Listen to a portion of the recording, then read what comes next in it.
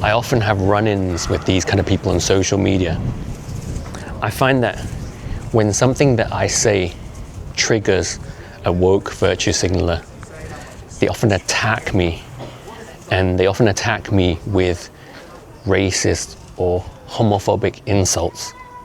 And that's when you realize that the reason that they virtue signal so hard is that they have to try so hard to hide their true feelings. And it only takes a slight provocation for those feelings to come out when they lash out at people like me for triggering them in whatever way. This right now is my favorite time of day. Dusk, or the dying of the light, the last bit of light after sunset before night falls. And in this time of year, spring, summer, we get a good long dusk, if you know what I mean.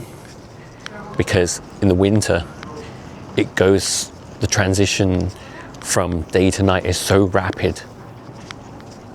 You don't get time to really appreciate it. Especially when it's cloudy, right? You don't even notice it. It just goes from day to night. But when it's clear like this, dusk is such a beautiful time. It's so tranquil. Well, depending where you are. Not if you're caught up in the rush hour, I suppose, right? But yeah, and one of the things that I love about shooting with this device, my DJI Osmo Pocket 3, is that I can capture footage in this light. Whereas when you shoot with an iPhone, it's not enough light. So hopefully this will turn out. I think it should, because this device is very good at handling low light. Yeah, I'm feeling very calm right now, which is like the opposite of how I've been in some of my recent videos. When I watch them back, when I'm editing, I'm like, oh my God, listen to myself babbling like a maniac.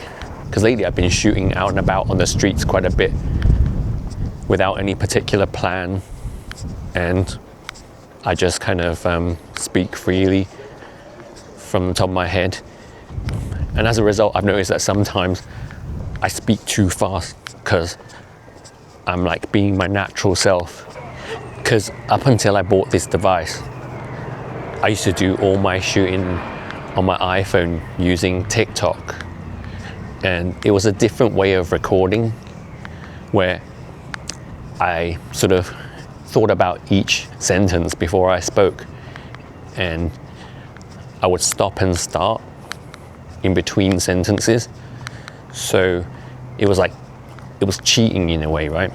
Because you have time to think about your words in advance, and that way I would come across as much more eloquent than I really am.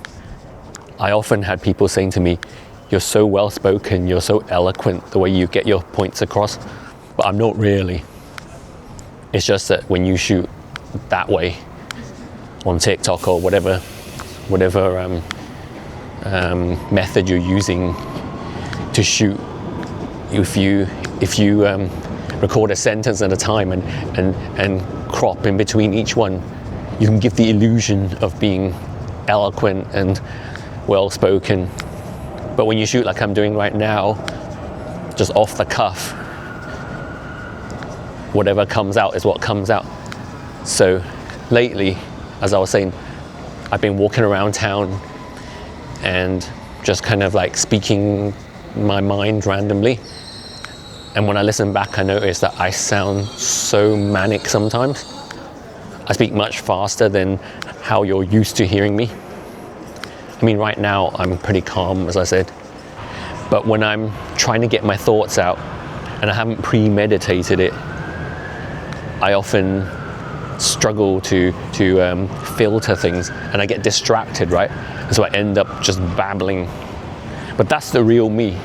If you hang out with me, you'll know that that's how I am in real life. I'm not like this. I'm not calm and measured, and I'm not eloquent.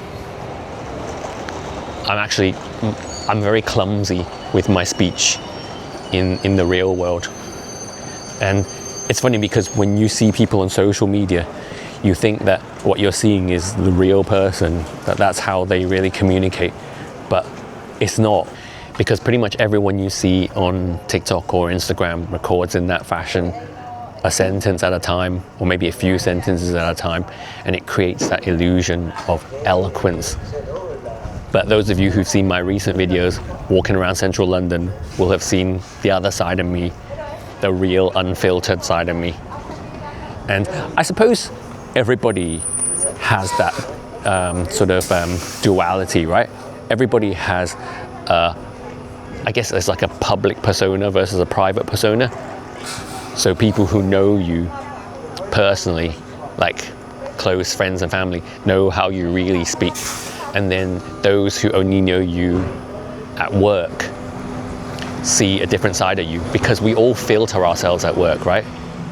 We, well, maybe not all the time, not when you're just like hanging out with your colleagues, but when you have to speak formally in work, when you're asked to make some sort of a statement in a meeting, we tend to speak much more slowly and in a much more measured kind of way, where we're really thinking about every sentence or every word. And that's the same thing that we typically do when we're making social media content. We really think carefully about everything that we say. So it's been quite a challenge for me to go from that way of shooting to what I'm doing now, just speaking off the cuff. But you're now seeing the real me, as I said, because not that what I was saying wasn't authentic when I was speaking in that more measured fashion, but because that was real me too. But it wasn't me speaking as I would speak if we were just hanging out. Can you relate to this? Do you have a public persona and a private persona that are different? Like, do you speak differently among your friends and family than you do at work? Or if you're also a content creator, do you have like a public persona that you put on? Not necessarily a fake persona, but a more measured, more thoughtful persona that isn't the same as the unfiltered you that your friends and family get to see. I think everybody must do this, right? But the people who do it the most are politicians, because they really cannot say what they really believe, right? Nothing that comes out of their mouth is unfiltered. Everything they say has to go through this really strict filter, because a lot of time what they say isn't even the truth, right? So they have to be always thinking, what is the lie that I'm supposed to be telling people in regards to this particular subject? And they're always having to do that. It must be so difficult, right? And I think it's a problem that not only politicians have, but all kind of like senior officials in corporations who also have to lie for a living. Because that's what it is, isn't it? When you're a CEO or a senior director, you're paid to not necessarily lie, but contort the truth and present things in a way that placates your audience. Because a lot of the time, if you're in a senior role, what you're being paid to do is to convey messages that your audience doesn't really want to hear, right? You have to sugarcoat these things and deceive them, essentially, right? That's why you're being paid so well. And it's kind of like woke virtue signaling in a way, because I feel that people who virtue signal the hardest are the ones who are trying to hide what they really feel, and they have to put on this show of being really virtuous and moral because inwardly they're not. Because if you were, you wouldn't have to put on such a show. It's like how a lot of the politicians in history who've been really homophobic, for example, are the ones who are actually closet gays. They have to act like they're really opposed to it to hide the fact that that's what they are themselves. So I feel that way about woke virtue signalers, that the ones that make the loudest noise are the ones that have the most inner demons to cover up. Do you know what I mean? Do you know any people like that? I certainly do, because I often have run-ins with these kind of people on social media. I find that when something that I say triggers a woke virtue signaler, they often attack me, and they often attack me with racist or homophobic insults. And that's when you realize that the reason that they virtue signal so hard is that they have to try so hard to hide their true feelings. And it only takes a slight provocation for those feelings to come out when they lash out at people like me for triggering them in whatever way. It cracks me up when that happens though. Does it ever happen to you, or is it just me? You know, when you're having a debate with a woke virtue signaling leftist with all the correct or the morally correct views, and you're debating a political matter on social media, nothing personal, but because you disagree with them on something, they attack you viciously, and all their hidden or their inner bigotry comes out. Does that ever happen to you, or is it just me? Because it happens to me all the time, like practically every day. I find that the most racist, homophobic, most bigoted comments I ever get are from these people.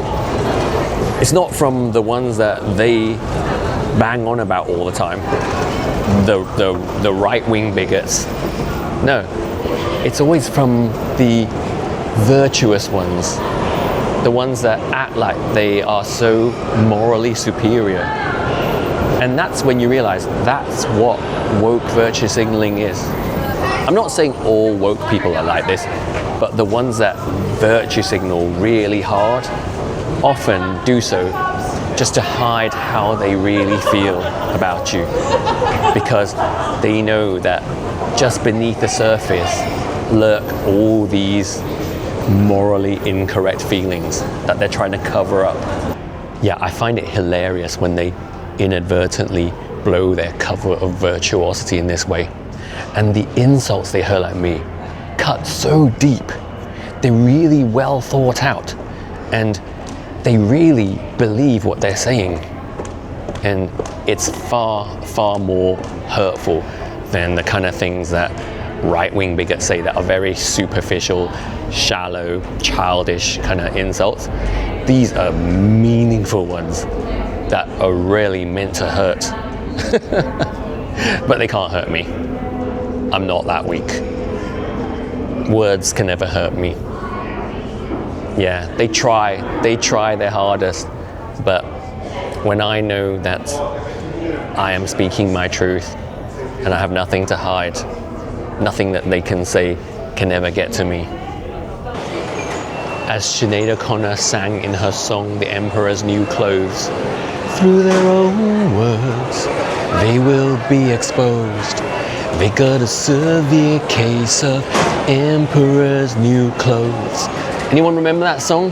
It was from the same album as Nothing Compares to You. I can't remember what the album was called, but yeah, it's one of my favorite songs of the, was it the 80s or the 90s? It was either late 80s or early 90s. Anyway, if any of you people out there listening to this can relate to any of what I said, let me have your thoughts in the comments. And if you enjoyed this video, do give it a like. And if you haven't already subscribed to my channel, please do so. And also, if you enjoyed this video, give this one a watch too. Thank you, and have a great day or evening.